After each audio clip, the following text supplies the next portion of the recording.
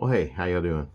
It is Monday, June 1st, and I'd like to thank you all for who have been here on the channel here on YouTube and our new subscribers. Some of them are friends of mine that I haven't seen or talked to in a while, but thank you so much for coming on board, helping us out a little bit.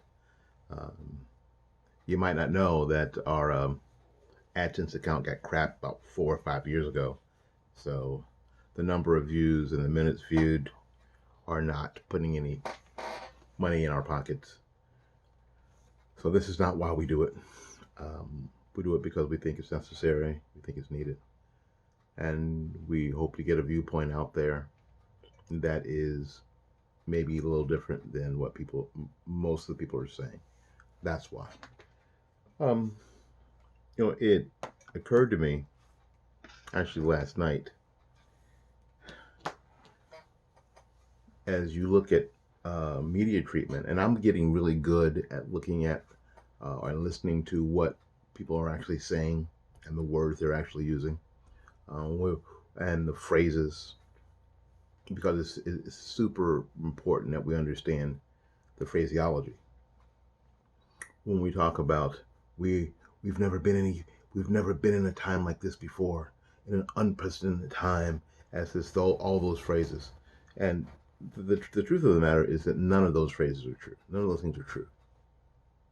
Now, it started off recently with COVID-19, as if the United States has never been under a pandemic. This has never happened. There's never been a worldwide pandemic, and it sort of plays to uh, the generations that have benefited from a fairly quiet world for a lot of Americans in the past 50 years. A fairly quiet world. More peace on the planet than there has been probably in its history.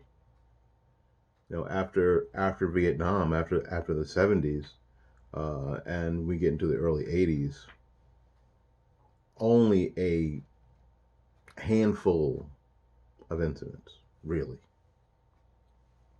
And especially and if you think about it, think about your students who may be in elementary school or middle school. They weren't alive for 9/11, and even in your high school seniors, they weren't alive either. And if they were just little babies. I mean, little babies. Think about it. 9/11 was 19 years ago. So we've lived in a fairly peaceful time. They don't remember the Rodney King riots. They don't remember. They don't remember why O.J. Simpson was ever relevant. They don't know. And now these folks are in college. Um, they're in high school. They're impressionable. They're listening to media. They're listening to their instructors. They're listening to all these things without context. And for them, this is all new. And the fact is that us graybeards know that none of this is new. It's all the same. For most of us, this is one more time around the mountain. Here we go again. What I hope to offer here this morning is the idea that, yes, here we go again, but we have to, as a people and a culture, respond differently to the same stimulus. When we see the injustices that happen, sadly, this is not the George Floyd situation or the Ahmaud Arbery situation. That it is kind of interesting that that the Ahmaud Arbery situation happened in February. We didn't happen to find out about it until last month, and then it was this thing right afterwards, right in the middle of this pandemic that all black people were going to die. Apparently, you remember the drama and the hyperbole, right? But we have to respond differently to the stimulus. And the stimulus is, this is the kind of thing that riles a community up. This is the kind of thing that makes people want to protest and march. And everyone becomes an activist. And now we're in a culture where everybody else wants to be an ally. I'm with you, brother. Right? So what we have to do as a community and a culture is respond differently to this to similar stimulus. I mentioned in a previous video is that many of our communities have to start developing long-term plans for our community. When I say long-term, I don't mean plans that go 5 years. You know, I've worked in groups here where I live where there was a 5-year plan. 5 years. 5 years is nothing. I'm talking about having so almost an Eastern mindset where we're talking about 10, 15, 25-year plans, 50-year plans. Plans that outlive us. Plans that definitely supersede an election cycle. That aren't connected to any political affiliation. You have to think differently. We have to act differently. I watched a video yesterday where there were these 3 people in this video that were primary. One was a man who was, he said he was 40, he was in his 40s, 47, 48, and then another man who was in a black, I mean, these were all black people. Another black person who was 31, and then a 16-year-old young man. The older man was highly emotional, just overwrought, and was thinking and that black people needed to protest and riot and burn down. And the 31-year-old basically said, y'all tried this, and every time we do the very same thing in the very same way, and then here we are back again. And there's this 16-year-old young man who is more at danger than anybody. And we're going to put him through the very same meat grinder. We need to come up with something better. We need to come up with something better. And our culture and our society needs to come up with solutions. It is easy, to be emotional because these are emotional events. But we need to come up with something better. And in order to come up with something better, we're going to have to work together. We're going to have to talk to people that right now we don't agree with. We're going to have to sort of cast off the stereotypical. We're going to have to cast off the caricatures that media portrays. And let there be no doubt, folks, we're all affected by how media portrays people and political ideologies, religions. We are all victim of how media does what they do.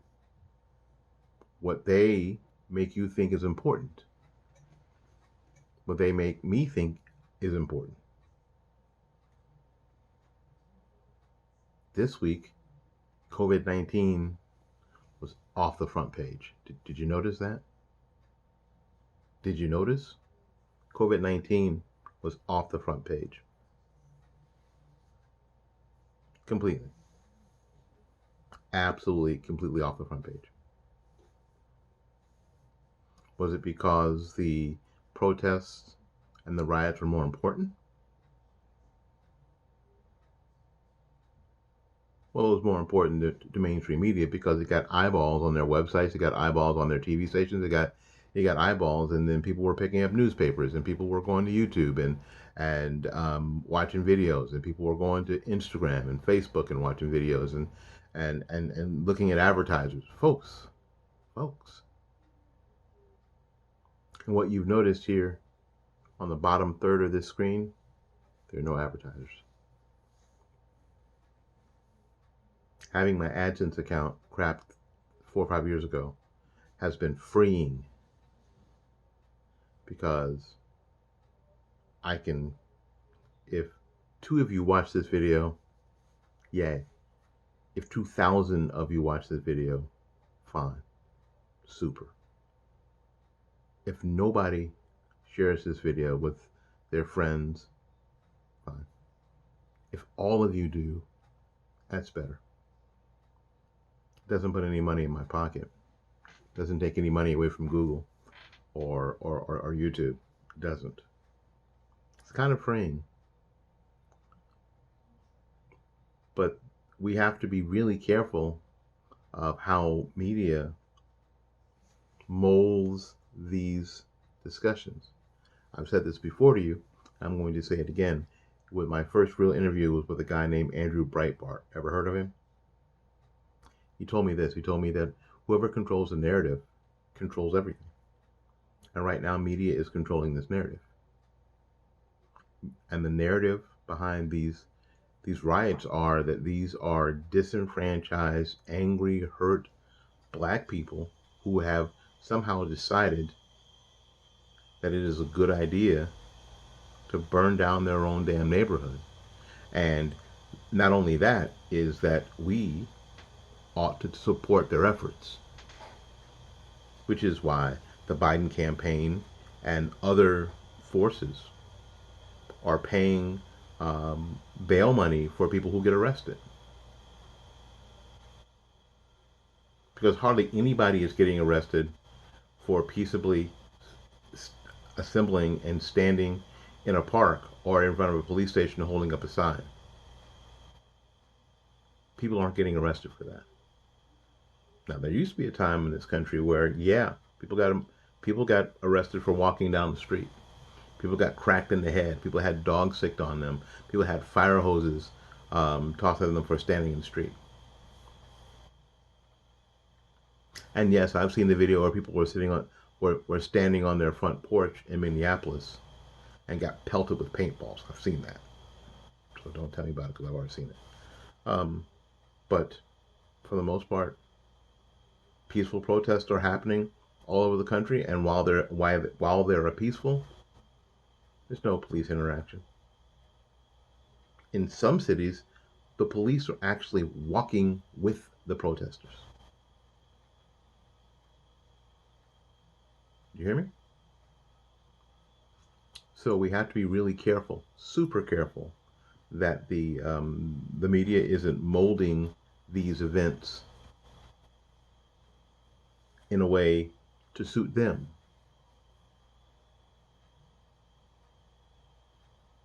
We have to do better. And in order to do things better, we might have to just do things differently. We have to react differently. We have to develop long-term plans for our community. We have to talk to people that maybe we didn't talk to before. We have to listen to people that maybe we didn't listen to before. We have to consider ideas that maybe we didn't consider before. We have to be introspective and of ourselves and respectful of other people. We all do. I'm not just talking about black people. I'm talking about everybody. Don't get it twisted. It's only then that we can move forward and that we can not go around this mountain one more damn time. Because there are people, let there be no doubt, there are people who are benefiting from this. There are people who are benefiting from it. People who would love to see our culture destroyed. People who would love to see our country destroyed. They would. They do anything to to gain power. We must not ever forget that. They would do anything to burn that flag permanently. To have that flag and everything that it represents be in a dustbin of history. And that's the reality. So it is important that we do things differently. That we come up with better solutions. We come up with solutions. It's something that we've done in this country for a long time. And we've done better and normally faster than anybody else in the world. Oh, did you know that we sent two guys to the International Space Station? Bob and Doug. Who love that? Bob and Doug. In a rocket built by private industry. American private industry. In a pandemic. Did you know that? And in a few days we'll bring it, look, God willing, we will bring them home safely. It's very exciting. It's very exciting. All right, folks. Well, again, thank you for spending some time with me this morning. So until we see you again, I want you to go out there and learn something, love somebody, and for goodness sakes, take care of yourself. If you like the video, click on the subscribe thing and the notification bell. Share it with your friends. I'm glad to bring a calm approach to you this morning. I hope that you take it with you all day and all week. We'll see you when we see you. Bye-bye now.